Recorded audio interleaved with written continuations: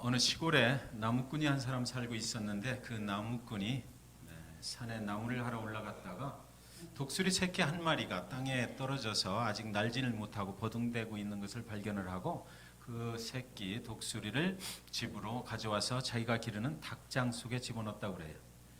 그래서 독수리 새끼가 이 닭들과 같이 어울려서 삶을 살아가는 거죠. 그러면서 이제 닭들처럼 모이도 쪼아 먹고 닭들과 똑같이 그렇게 생활을 하는 것입니다. 독수리 새끼는 닭장문을 가끔 열어서 닭들을 이렇게 밖으로 나올 때 함께 나오게 해도 날아갈 생각을 안 하고 자기가 마치 닭인 것처럼 그렇게 살아가는 거예요. 이제 어른 독수리가 되었어요. 그래서 가만히 보니까 이대로 놔두면 독수리가 영영 닭이 될 수밖에 없겠구나 생각이 들어서 이제 그 독수리를 가지고 산에 나무하러 갈 때 같이 올라갔습니다. 그래서 산 정상에 올라가서 높은 나무 위에다가 딱 그 독수리를 올려놓았어요. 그런데도 영 날아가질 않는 것입니다. 그래서 한참을 있다가 보니까 그 창공에 큰 독수리 한 마리가 팍 하고 나르는 겁니다. 그랬더니 이 나무 위에 올려진 이 독수리가 그때서 그 창공을 나르는 독수리를 보더니 갑자기 팍 하고 날개를 펴고 하늘로 치솟아 올라가더라는 것입니다. 닭처럼 생활을 하던 그 독수리의 본능이 이제 회복이 됐다는 거죠. 하나님께서 저와 여러분을 하나님의 동산 에덴 동산에서 처음 창조하실 때 하나님의 형상으로 창조하셨다 그랬어요. 그래서 우리가 가지고 있는 그 본능은 본질적인 능력이라고 하는 것은 하나님이 가지고 계신 능력이 되는 것입니다. 그래서 우리는 지금 연약하고 부족한 가운데 있을지라도 그러나 우리의 안에는 하나님께서 창조하신 그런 본능, 하나님이 주신 능력이 우리에게는 있다는 것이에요. 우리가 에덴의 동산을 하나님을 거역하고 떠났던 그 순간부터 그 능력은 사단에게 넘어가고 말았던 것이죠. 그래서 저와 여러분이 예수 그리스도를 통해서 다시 한번 회복될 때에 그 본능이 하나님께서 에덴의 동산에서 주셨던 그 본능과 그 능력이 만물을 다스리며 살 수 있는 그 능력이 우리에게도 회복하게 하시는 줄을 우리는 믿는 것입니다. 그래서 사랑하는 여러분, 우리가 오늘 이제 2018년도 마지막 날입니다. 마지막 주일 예배인데 이날에 또 2019년도를 기대하실 때에 하나님께 그렇게 기도했으면 좋겠어요. 하나님, 예수 그리스도를 통해서 내가 영원한 생명을 허락받은 것뿐만 아니라 우리에게 주신 그 하나님의 권능을 회복하게 하시옵소서. 그래서 세상에서 모든 것 하나님의 능력으로 다 이기고 언제나 승리할 수 있도록 우리를 인도해 주시옵소서. 그렇게 기도하셨으면 좋겠습니다. 나름대로 가질 만큼 가졌고 나름대로 성공한 두 사람이 오늘 본문에 보니까 베델이라고 하는 그 곳에 언덕 위에 서서 까마득하게 펼쳐진 넓은 평야를 바라보고 있었습니다. 넓은 평지 저 동편으로는 요단강이 보이고요. 그 요단강 동편에 파랗게 무성한 들풀들이 자라고 있었어요. 요단강에서 흘러나오는 그 물줄기가 그 들풀들이 자라고 있는 사이사이로 흘러가고 있는 것입니다. 풍성한 것이에요. 모든 것이 좋아 보이는 그런 땅이었습니다. 두 사람이 다 양떼를 가지고 있고 두 사람이 다 소떼를 가지고 있고 두 사람이 다 아주 재산이 많은 그런 사람들입니다. 한 사람의 이름은 아브람이었고 한 사람은 아브람을 따라서 거기까지 함께 살아온 롯이라는 아브람의 조카였어요. 두 사람 다 요단의 동편은 그들이 눈으로 보기에 정말 아름다운 곳이었습니다. 양떼를 먹이기에 소떼를 먹이기에 정말 충분한 물과 풀이 자라나는 곳이었어요. 저곳으로만 갈 수만 있다면 우리의 앞으로의 생활은 문제가 없겠다라는 생각을 하게 됐던 것입니다. 그런데 이제 둘은 서로 헤어져야만 하는 그런 상황이 닥친 거예요. 너무 재산이 많다 보니까 그 베델과 아이 사이에 있는 들판에서는 서로 그 양떼와 소떼를 다 먹일 수가 없어서 이제는 우리는 서로 갈라져서 서로 다른 곳에서 살아가자, 이렇게 아브라함이 제안을 했기 때문입니다. 가진 것이 너무 많아서 지금 있는 베델은 두 사람이 살기에 너무 좁았다라는 거예요. 두 사람의 양떼를 다 먹이기에는 물이 너무 적었다라는 것입니다. 그래서 둘은 이제 새로운 길을 가려고 언덕 위에 서서 어디로 가면 좋을까를 살피고 있는 것이죠. 여러분, 가진 것이 너무 많을 때 우리는 갈라질 수가 있다는 것도 성경 속에 기록된 내용인 것입니다. 우리가 참으로 풍성한 삶을 살기를 원하고, 우리가 참으로 많은 것을 소유하기도 원하고, 세상에서 보란 듯이 참으로 좋은 명예를 가지고 살아가기도 원합니다.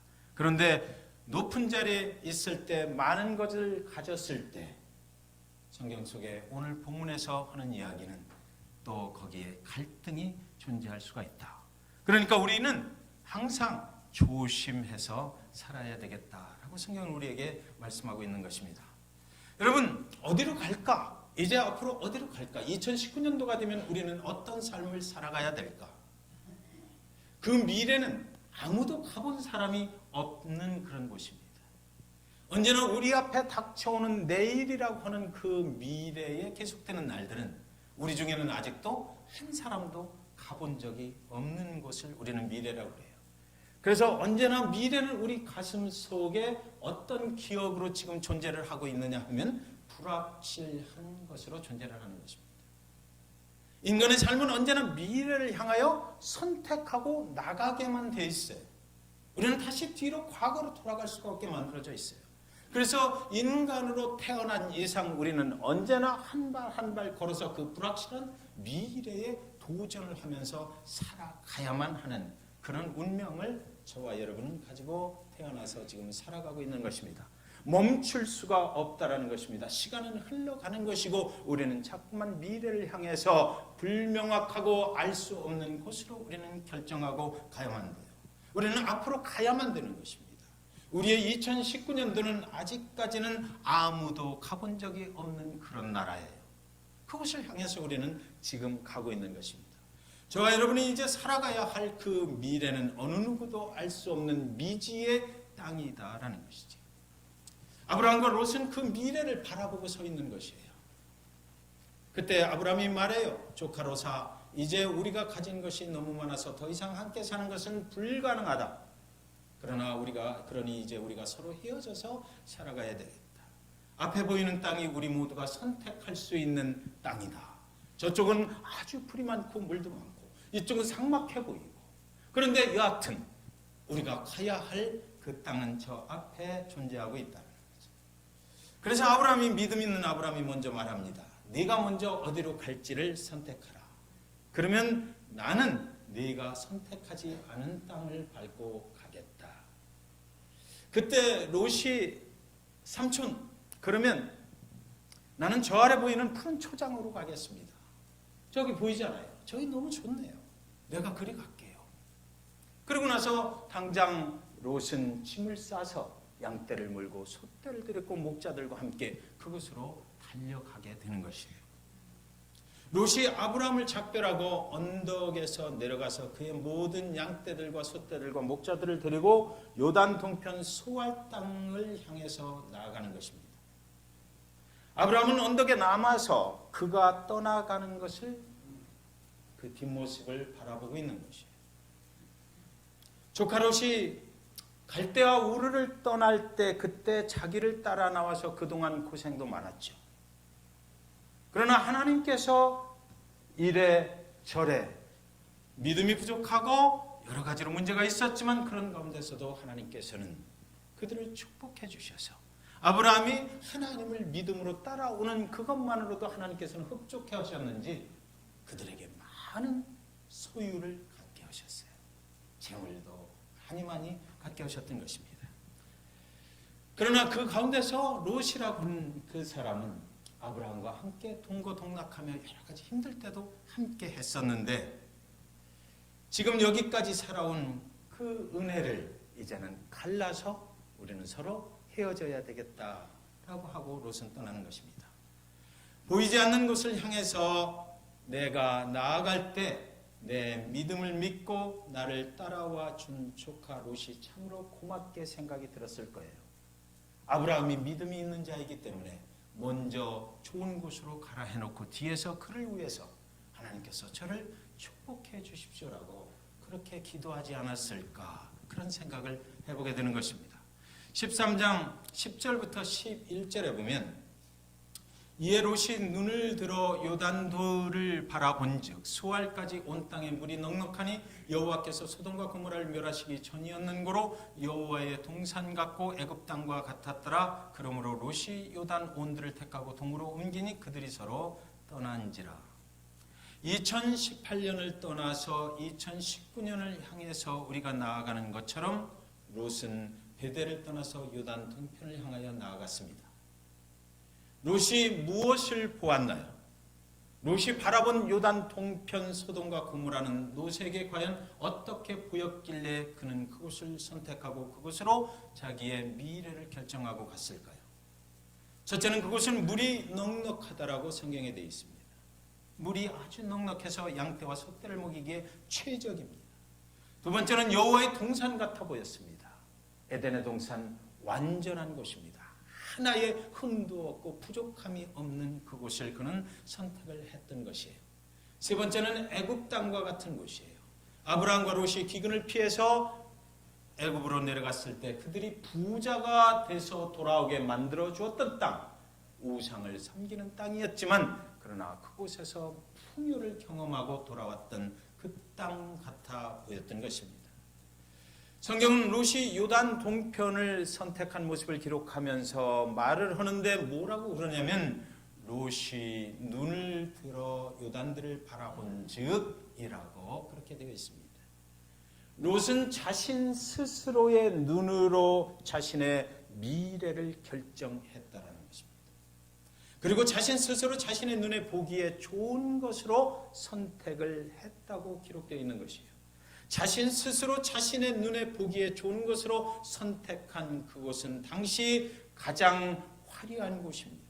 당시 인간이 가장 가고 싶어 했던 곳이에요. 모든 것을 갖춘 쾌락과 유혹의 도시였습니다. 인간의 눈에는 정말 완벽해 보이는 그런 곳이었어요. 인생을 즐기기에 너무나도 좋은 곳. 그런데 성경에는 그가 선택한 소돔과 고모라가 여호와의 심판을 받았다고 기록이 되어 있어요. 10장 13절에 소돔 사람은 악하여 여호와 앞에 큰 죄인이었더라. 롯은 악한 죄인의 도시를 선택해서 갔던 것입니다. 저와 여러분이 미래를 결정할 때 우리는 불확실하고 어디로 가야 정말 좋은 곳으로 갈지 알 수 없을 때 자기 자신의 스스로의 눈으로 보고 인간이 가지고 있는 시력의 한계를 통해서 본 것으로 가지고 결정을 했을 때 우리는 실수할 수 있다라고 성경은 말하고 있는 것입니다. 저와 여러분의 2019년도를 어떻게 살아야 되겠다라고 할 때 그 결정을 할 때에 하나님이 빠진 채로 내 스스로 보는 인간의 눈으로 보고 결정을 하면 실수한다라고 하나님께서 우리에게 지금 경고를 하고 있는 것이에요. 저와 여러분의 2019년도에는 그렇다면 과연 어떤 일이 일어날까요? 우리 주변에는 어떤 상황들이 지금 벌어지고 있습니까? 그 LG 경제연구소에서 발표한 경제 지표를 보니까 2018년도에는 세계 경제가 그래도 좀 나았는데 여러분 잘 기억하십시오. 2019년도를 그 사람들이 그 예상을 해놓은 걸 보니까 미국 경제, 선진국의 경제가 2019년도 상반기에는 조금 상승할 기미를 보일 것이다. 그런데 2019년도 하반기에는 아마 급락할 그런 위기가 올지도 모르겠다. 이렇게 하겠습니다. 혹시 여러분들 주식 가지고 계신 분들 계시면 잘 참고하셨으면 좋겠습니다. 2019년도 상반기에는 좀 괜찮아 보이다가 하반기에 급격하게 경제 성장이 멈추게 될 것 가봐야 알겠죠. 우리가 인간이 아무리 똑똑한 머리를 가지고 그것을 예상한다 할지라도 실제 가봐야 하는 것입니다. 우리의 미래는 우리 인간이 예상한 대로 안 되는 일이 너무나 많기 때문이에요. 세상에서 가장 우수한 경제 전문가들이 예상하고 계산해냈다 하더라도 그러나 그 누구도 예상한 대로 되라는 보장은 없는 것입니다. 롯은 인생의 비극을 향한 걸음을 걸어가기 시작했던 거예요. 그 이유는 그의 눈으로 보이는 데이터만을 가지고 미래를 결정했기 때문이에요. 잠언 14장 12절에 어떤 길은 사람의 보기에 바르나 필경은 사망의 길이니라. 성경은 어떻게 이렇게 우리 인간의 모습을 잘 알고 계신지. 인간의 비극은 어디서 시작이 되는 것입니까? 하나님이 빠진 결정은 아무리 좋아 보여도 보장할 수 없다는 것입니다. 아브라함은 베델의 그 언덕 위에서 떠나는 조카 롯을 바라보고 있었어요. 소돔과 고모라를 향해서 달려가는 롯의 목자들과 양떼들과 수많은 솥대들이 일으키는 티끌 같은 먼지들이 뽀얗게 하늘로 솟아오르는 것입니다. 아브라함의 눈에도 조카 롯이 선택한 땅은 정말 좋은 것처럼 보였어요. 그러나 그는 선택권을 먼저 롯에게 주고, 여러분, 그가 눈이 없어서 롯에게 준 것은 아니죠. 그도 똑같이 보았습니다. 그도 똑같은 인간이에요. 아브라함이 보기에도 그것은 정말 좋은 땅이었을 거예요. 그런데 아브라함은 무언가 과거에 하나님과 함께 살았던 강력한 충격으로 인해서 그것을 선택하지 않았다는 것이에요. 아무리 인간의 눈에 좋아 보여도 실수할 수 있다라고 하는 그런 경험을 가지고 하나님이 빠진 결정을 하면 실수할 수 있다는 그것 때문에 과거에 가지고 있었던 하나님과의 그 어떤 충격적인 경험이 있었을 것 같아요. 그것 때문에 그는 그 땅을 먼저 선택하지는 않았던 것입니다. 물 좋고 풀 좋은 소돔과 고모라를 향해서 달려가고 있는 그 조카 롯의 대부대가 그 길로 달려갈 때 뒤에 뽀얗게 일어나는 그 티끌 같은 먼지들을 바라보며 서 있을 때, 그때 하나님께서 아브라함에게 나타나셔서 10장 14절에 롯이 아브라함을 떠난 후에 여호와께서 아브라함에게 이르시되 너는 눈을 들어 너 있는 곳에서 동서남북을 바라보라 그래요. 롯이 아브라함을 떠난 후가 하나님이 작정하신 아브라함을 만나는 시간이었어요. 그때까지 하나님께서 아브라함이 어떻게 하나 보고 계셨을 것 같아요. 믿음이 있다는 내가 과연 어떤 결정을 하는가를 보고 계셨다가 정말 믿음으로 결정을 하고 떠나지 않고 하나님께 물어보고자 기다리고 있는 아브라함, 그를 하나님께서 그 시간에 찾아오셔서 정확하게 이제 그에게 말씀을 하시는데, 여호와께서 아브라함에게 이르시되 너는 눈을 들어 너 있는 곳에서, 이렇게 롯은 자신의 눈을 들어서 요단 동편의 좋은 땅을 보았어요. 아브라함은 하나님께서 눈을 들어서 내가 보라고 하는 것을 봐라, 그래서 그의 눈을 들었던 것이에요. 그랬더니 자신의 눈으로 보았던 곳은 동쪽 한 곳이었거든요. 그런데 하나님께서 눈을 들어서 아브라함아 네가 보아라 하는 곳은 어디예요? 동서남북. 하나님의 통치가 임하는 모든 곳을 네게 주겠다는 말씀하십니다. 하나님의 통치가 있는 곳, 재물이 있는 곳이 아니라, 좀 더 가질 수 있는 곳이 아니라, 세상의 것을 추구하는 것이 아니라, 하나님이 온 우주 만물을 창조하시고 하나님의 주권이 임하고 하나님의 통치가 임하는 모든 것을 바라봐라. 내가 너를 그것으로 인도하리라 말씀하셨던 거예요. 여러분, 우리에게 중요한 것은 뭐예요?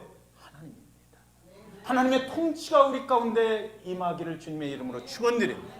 하나님이 우리 삶의 주권자가 되시면 우리가 세상의 것을 못 갖는다 할지라도 절대로 우리는 두렵지 않을 것이기 때문이에요. 너 있는 곳에서 동서남북을 바라봐라. 지금 여기까지 인도해 오신 분이 바로 하나님이기에 지금부터 영원까지 이곳에서부터 인도하실 분도 하나님이시기 때문에 지금까지 허락하신 모든 것들을 소홀히 하지 말라. 이 말씀이 너는 눈을 들어 너 있는 곳에서 라는 그 단어 몇 개에 들어있는 것입니다. 너 있는 곳에서, 저와 여러분이 지금 잭슨빌 중앙 침례교회에 와서 예배하고 있는 이 자리에서부터 동서남북을 바라봐라. 2019년도 여러분의 미래가 어떻게 될 것인가? 내가 여기를 떠나 여기서 완전하게 하나님과 결별을 하고 그래서 내가 어린아이로부터 다시 태어나서 정말 새로운 인생을 새롭게 살아봐야 되는 것인가? 지금까지 살아왔던 모든 삶의 터전들 다 버려버리고 새롭게 나는 무엇인가를 해야 되는 것인가? 멈추어라. 그러지 말고 여기까지 인도하신 분이 하나님이십니까? 너는 여기서부터 내가 너를 축복할 것이니까 지금 현재 내가 서 있는 이 자리를 소홀히 하지 말고 여기서부터 하나님께 순종하며 나아가라 라고 하나님이 말씀하시는 것입니다. Lift up your eyes from where you are. 네가 있는 곳이 어디냐? 그곳에서부터 하나님은 I am blessing you 라고 하셨던 거예요. 아브라함이 있는 곳은 과연 어디입니까? 롯이 떠나간 자리예요. 인간의 눈으로 보기에 좋은 곳은 롯에게 주어버린 그 자리입니다. 나의 미래는 좋은 것을 다 빼앗긴 것 같은 그런 생각이 들 수도 있는 자리예요. 누군가가 좋아 보이는 곳을 다 차지해버리고 나는 뒤에 덜렁 남아버린 것 같은 그런 생각이 들 수 있는 자리입니다. 미래가 불투명한 자리고 여러분이 2018년 12월 30일 서 있는 자리는 어떤 자리인가요? 여러분의 장래를 생각해 볼 때 여러분 지금 어떤 생각을 하고 계신가요?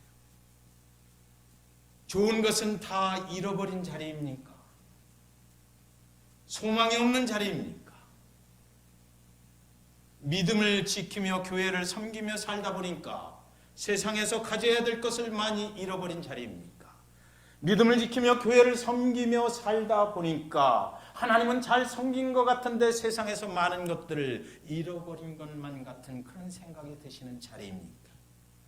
세상에 믿음이 없는 사람들한테 모든 기회를 다 빼앗겨버리고 하나님을 믿는다고 했는데 내 모습 왜 이렇게 초라해졌나 라는 생각이 드시는 그런 자리에 서 계시지는 않습니까? 그런데 오늘 하나님은 말씀하세요. 지금까지 너를 여기에 인도한 사람이 나다. 내가 너를 지금부터 영원까지 축복의 자리로 인도하리라. 그렇게 말씀하시는 것입니다. 하나님은 눈을 들어 내가 너에게 보여주는 동서남북 모든 땅을 바라보라고 하셨어요. 하나님이 주시면 광야에 강물을 내실 것입니다. 하나님이 하시면 사막에 샘이 솟아나게 하실 것입니다. 하나님이 하시면 독사꿀에 손을 넣어도 물지 않게 될 것입니다.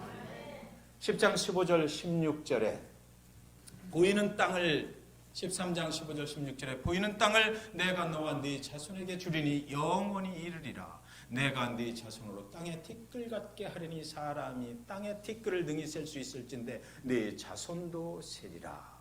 지금부터 어디까지요? 주리니 영원까지 내가 책임지겠다라고 말씀하신 거예요. 내가 네 자손으로 내가 하겠다. 내가 너와 네 자손에게 주겠다. 그것들 주는데 영원히 주겠다라는 거예요. 소돔과 고모라는 영원하지 못했어요. 인간 스스로 자신의 눈으로 보고 선택한 그 땅은 영원하지 못했어요. 그러나 하나님이 내가 너에게 주리라 한 땅은 그것은 영원한 약속의 땅이다. 변함없는 땅이다라는 것이에요. 사람이 땅에 티끌 등이 셀 수 있을진데 너를 네 후손을 티끌같이 축복하리라 했거든요. 롯이 그 가족들 모두 데리고 떠나가는 그곳에 티끌 같은 먼지가 일어나는데 하나님이 그의 마음을 읽으셨던 것 같아요. 비유를 하시는데 저 티끌 보이지? 네 자손을 저렇게 내가 축복해 줄게 라고 말씀하셨던 것이에요. 아브라함은 어떻게 이런 축복을 받게 됐을까요? 오늘 본문에 그 해답이 있습니다. 10장 3절 4절을 보시면 13장 보면 13장의 구성은 이 문장으로부터 이렇게 중심축을 만들었습니다. 그리고 나서 그 다음에 무슨 일이 벌어졌는지를 말해요. 그가 남방에서부터 발행하여 베델에 이르며 베델과 아이 사이 전에 장막 쳤던 곳에 이르니 그가 처음으로 단을 쌓은 곳이라 그가 거기서 여호와의 이름을 불렀더라. 아브라함이 그렇게 축복받을 수 있었던 이유는 뭐냐면 자기가 하나님을 예배했기 때문이라는 것입니다. 하나님을 예배했어요. 그가 처음으로 하나님을 예배한 제단을 쌓았던 곳이라. 그가 거기서 여호와의 이름을 부르며 하나님, 내가 하나님이 아니면 살 수가 없어요. 하나님께서 내 생명을 보장해 주시고 하나님께서 나의 앞으로 가는 모든 길에 나의 도움이 되어주시고 피난처와 반석이 되어주십시오라고 열심히 기도했던 그곳이 있었기 때문에 하나님은 아브라함을 잊지 않으셨다라는 것이에요. 그리고 나서 지금 말씀드렸던 본문의 내용이 쭉 기록이 되고, 그리고 나서 13장의 맨 마지막에 가면 이제 롯이 떠나고 아브라함에게 눈을 들어 보라고 하신 후에 아브라함의 행동이 또 거기 적혀 있는데 13장 18절에 이에 아브라함이 장막을 옮겨 헤브론에 있는 마물의 상수리 수풀에 이르러 거하며 거기서 여호와를 위하여 뭐라고요? 단을 쌓았더라. 아브라함은 예배자였습니다. 아브라함은 하나님을 예배했어요. 상황이 지금 여기 헤브론이라고 그랬거든요. 그가 가는 이 헤브론 땅은 엉겅퀴들이 많이 있는 곳이에요. 그렇게 보기 좋은 땅이 아니에요. 그런데 그는 하나님의 약속의 말씀을 붙잡고 이제 후손을 축복하리라, 너와 내 후손에게 모든 것을 다 해주리라는 그 약속의 말씀을 붙잡고 어디로 갑니까? 헤브론. 그 험한 산지로 가는 것이에요. 여러분, 하나님을 예배하는 자의 축복은 바로 이런 것입니다. 어떤 상황이 닥치든지 어느 곳에 있든지 하나님이 함께 하신다면 두렵지 않고, 어떤 상황 속에서도 나의 미래가 하나님에 의해서 결정되고 하나님께서 나를 절대로 외면치 아니하신다는 그것이 바로 믿음이기 때문에 그 믿음으로 사는 자는 이런 결정을 하고 거기 가서도 하나님 감사합니다라고 예배를 할 수 있다는 것입니다. 여러분, 저와 여러분이 이런 예배자가 되시기를 주님의 이름으로 간절히 축원드립니다. 예배하는 사람은 세상을 초월해서 사는 거예요. 하나님의 능력 안에 사는 것입니다.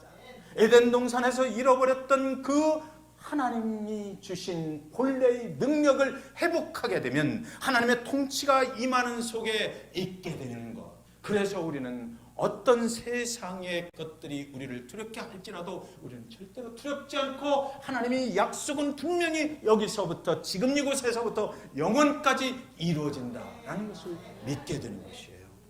그래서 아브라함은 정말로 예배하며 살았다. 여러분 아시겠지만 아브라함은 그렇게 하나님이 원하시는 대로만 살았던 사람은 아님에도 불구하고 아브라함은 가는 곳곳마다 하나님을 예배했기 때문에 하나님은 그의 예배를 받으시고 그를 축복할 수 있었다는 거죠.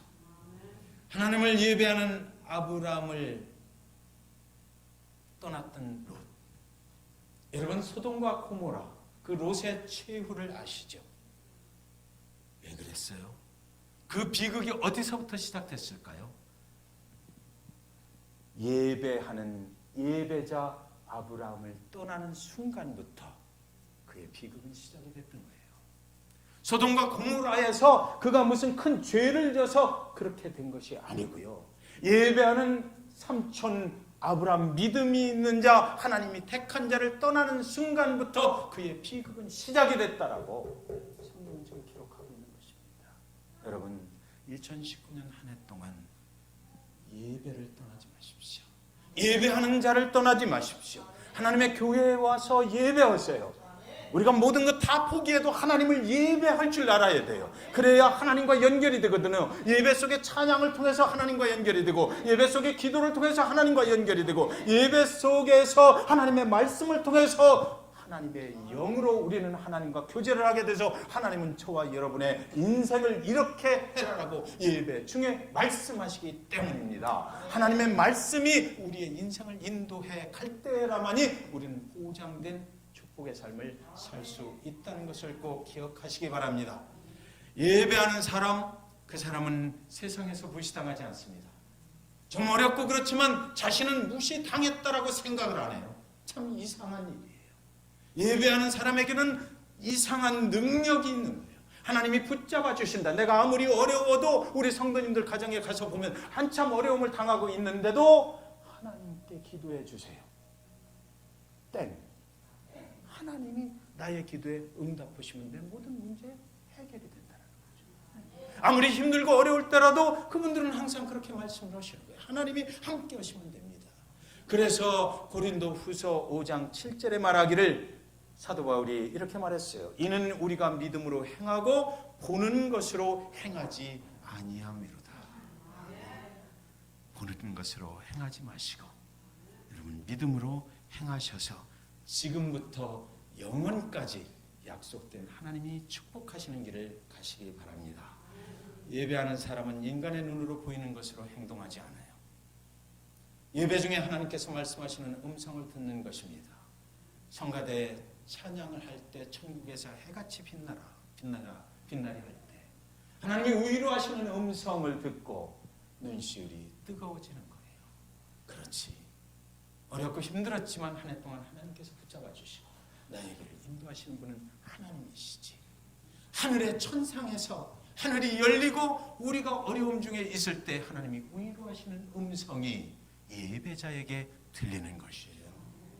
사랑하는 여러분, 여러분의 드리는 예배가 기도가 살아있는 예배가 되시기를 주님의 이름으로 축원합니다. 찬양이 살아있는 예배가 되시기를 주님의 이름으로 축원합니다. 하나님의 성령께서 운행하시는 그런 예배가 되시기를 주님의 이름으로 축원합니다. 언제나 주 안에서 회복함을 경험하는 그런 강한 역사가 2019년도 52주간의 주일 예배 가운데 저와 여러분의 삶을 인도해 가시기를 주님의 이름으로 간절히 축원하는 것입니다. 예배 한번 2019년도에 생명을 좀 걸어보시지 않겠습니까? 꼭 예배 가운데 나오실 때 기도하시고 나오셔서 많은 은혜 받으시고 하나님이 나를 살리셨다. 하나님이 나를 축복해 주셨다는 그런 여러분의 믿음의 고백이 하나님께 매일같이 올려지기를 다시 한번 주님의 이름으로 간절히 축원드립니다. 기도하겠습니다.